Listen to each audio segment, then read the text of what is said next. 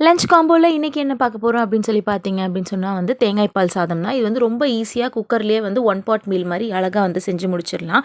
நமக்கு என்னைக்காச்சும் உடம்பு சரியில்லை அப்படின்னாலோ இல்லாட்டி ரொம்ப நேரம் நின்று சமைக்க முடியலை, இல்லை சமைக்கிறதுக்கு எனக்கு இன்ட்ரெஸ்ட் இல்லை அப்படி சொன்னாலும் இது மாதிரி ஒன் பாட் ரெசிபிஸ் நிறைய வந்து இருக்குது. இது வந்து நம்ம வந்து செய்யலாம். இதில் ஃபஸ்ட் இன்றைக்கி பார்க்க போகிறது தான். ஒரு குக்கர் வச்சுட்டு ஒரு ஸ்பூன் அளவுக்கு நெய் ஆட் பண்ணிட்டு கொஞ்சமாக எண்ணெய் ஆட் பண்ணிக்கலாம். இது ரெண்டுமே சூடான உடனே வந்து 2 பிரிஞ்சி இலை, ஒரு 2 அன்னாச்சி பூ, 3-4 வந்து கிராம்பு, ஒரு துண்டு பட்டை, 2 ஏலக்காய், கொஞ்சமாக வந்து சோம்பு சேர்த்து நல்லா இந்த எண்ணெயிலும் நெய்லியுமே வந்து ஃப்ரை பண்ணிக்கலாம். கருக விடாமல் வந்து ஃப்ரை பண்ணிவிட்டு இது கூட வந்து ஒரு 10 பல் வந்து பூண்டு உரிச்சு வச்சுருந்தேன். அதை கொஞ்சம் கொஞ்சமாக கட் பண்ணியும் வச்சுருந்தேன் தின் ஸ்லைசஸாக. அதையுமே உள்ளே சேர்த்துக்கலாம். இது கொஞ்சம் வந்து ஃப்ரை ஆன உடனே இது கூட ஒரு 10 முந்திரி பருப்பையுமே வந்து ஆட் பண்ணிக்கிட்டு எல்லாத்தையுமே வந்து நல்லா கோல்டன் ப்ரௌன் ஆகிற வரைக்கும் வந்து வறுத்துக்கலாம். ரொம்ப பிளாக் ஆகிடுச்சு அப்படி சொன்னால் ஒரு மாதிரி வந்து கசடு தட்ட ஆரம்பிச்சிரும். இது கூட இந்த சாதத்துக்கு காரமே இந்த வந்து பச்சை மிளகா தான். மற்றபடி நம்ம எந்த மசாலாஸ் ஆட் பண்ணலை.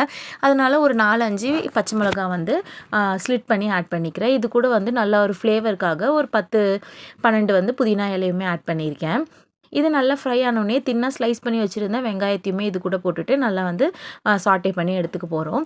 நீங்கள் இந்த ரெசிபி கூட நீங்கள் இது கூட என்ன பேக் பண்ணலாம் அப்படி சொல்லி பார்த்தீங்க அப்படி சொன்னால் சைட் டிஷ்க்கு வந்து பொட்டேட்டோ ரோஸ்ட்டு, இல்லை சேப்பக்கிழங்கு ரோஸ்ட்டு, இது மாதிரி எது வச்சுருந்தாலுமே நல்லா சூப்பராக இருக்கும். நல்லா வந்து காரசாரமாக இருக்கலாம். இது வெங்காயம் நல்லா வதங்கிறதுக்கு தேவையான அளவு உப்பு ஆட் பண்ணிக்கலாம்.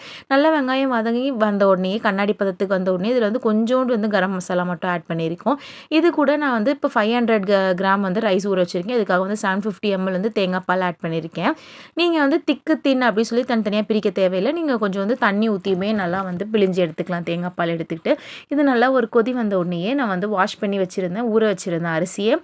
ஒரு 1/2 hour கிட்ட ஊற வச்சுருந்தேன். பாஸ்மதி ரைஸ் தான் 500 கிராம் அளவுக்கு வெயிட் போட்டு தான் அதை ஊற வச்சுருந்தேன். இதை வந்து இது கூட வந்து தண்ணி இல்லாமல் வந்து வெறும் ரைஸ் மட்டுமே வந்து ஆட் பண்ணிக்கலாம். ஆட் பண்ணிவிட்டு இது எல்லாத்தையும் ஒரு வாட்டி மிக்ஸ் பண்ணிக்கலாம். சாப்பாடு எதுவுமே மேலே தனியாக இல்லாத மாதிரி நல்லா வந்து பொறுமையாக மிக்ஸ் பண்ணணும். இல்லாட்டி வந்து சாப்பாடு அரிசி வந்து உடைய ஆரம்பிச்சிடும். இது கூட நீங்கள் வேறு என்ன வந்து பேர் பண்ண போகிறீங்க? நான்வெஜ்ஜில் வந்து நிறைய ஐட்டம்ஸ் இருக்குது. சிக்கன் ரோஸ்ட்டு, சிக்கன் 65 இது மாதிரி எவ்வளோ வேணாலுமே வந்து பேர் பண்ணிக்கலாம். பட் வெஜ்ஜில் நீங்கள் இது கூட வந்து பொட்டேட்டோ ஃப்ரையில் வந்து சேப்பக்கிழங்கு ஃப்ரை வச்சு சாப்பிட்டீங்க அப்படி சொன்னால் செம்ம டேஸ்ட்டாக இருக்கும். கருணக்கிழங்கு ஃப்ரை கூட ட்ரை பண்ணலாம்.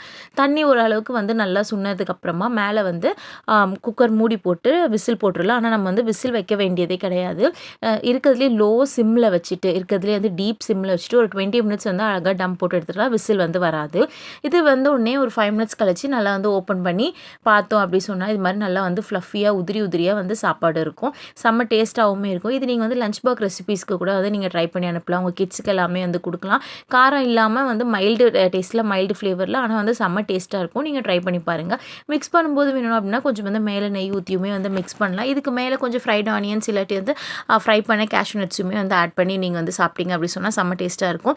சடனாக வீட்டுக்கு கெஸ்ட்டு வந்துட்டாங்க அப்படி சொன்னால் இந்த ரெசிபி நீங்கள் ட்ரை பண்ணலாம். நான் இன்றைக்கி இது கூட வந்து சேப்பக்கிழங்கு ரோஸ்ட் வச்சு தான் வந்து லஞ்ச் மெனு வந்து சர்வ் பண்ணியிருந்தேன். சாப்பாடு சூப்பராக இருந்துச்சு. நீங்களும் ட்ரை பண்ணிட்டு எப்படின்னு சொல்லுங்கள். சப்ஸ்கிரைப் பண்ணிக்கோங்க.